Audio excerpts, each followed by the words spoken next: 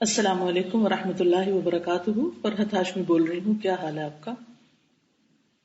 انسان اپنی زندگی میں بہت سے اندیشوں، پریشانیوں اور خوف کا شکار رہتا ہے۔ مختلف خطرات سے نپٹنے کے لیے ہم مختلف طرح کے حفاظتی اقدامات بھی کرتے رہتے ہیں، مثلاً الارم لگانا، چوکیدار رکھنا، اسی طرح مختلف کمپنیوں کے انشورنس پیکیجز لینا، اور ان تمام پر مال کا ایک بڑا حصہ بھی لگاتے ہیں۔ مگر ہم دیکھتے ہیں کہ یہ سب کچھ کرنے کے باوجود بھی ہم خوف زدہ اور پریشان رہتے ہیں۔ اس کا حل کیا ہے؟ حقیقت یہ ہے کہ انسان اپنی ذات میں کمزور ہے، بھروسے کے لائق نہیں، لہذا اپنی طرف سے بچاؤ کی جائز کوششیں کرنے کے بعد ہمیں صرف اور صرف اللہ کی ذات پر بھروسہ رکھنا چاہیے، جیسا کہ ارشاد باری تعالیٰ ہے وَعَلَى اللَّهِ فَلْيَتَوَكَّلِ الْمُتَوَكِّلُونَ، اور توکل کرنے والوں کو، بھروسہ کرنے والوں کو اللہ ہی پر توکل کرنا چاہیے۔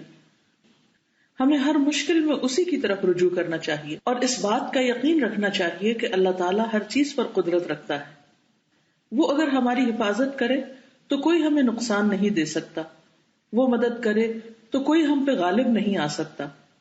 پریشانیوں اور آفات اور مصیبتوں سے بچنے کے لیے نبی صلی اللہ علیہ وسلم نے خود بھی کچھ اذکار پڑھے اور امت کو بھی سکھائے۔ ان کی تفصیل آپ کو ایک کتاب وَإِيَّاكَ نَسْتَعِينُ میں مل سکتی ہے۔ یہ کتاب الہدیٰ کی ویب سائٹ پر بھی موجود ہے۔ آپ خود بھی صبح و شام کی ان اذکار کی پابندی کیجیے، حفاظت کی دعائیں پڑھیے اور دوسروں کو پڑھنے کی بھی تاکید کیجیے، تاکہ ہم سب اللہ کے فضل و کرم سے پرسکون زندگی بسر کر سکیں۔ آپ سب کے لیے نیک تمنائیں۔ السلام علیکم ورحمۃ اللہ وبرکاتہ۔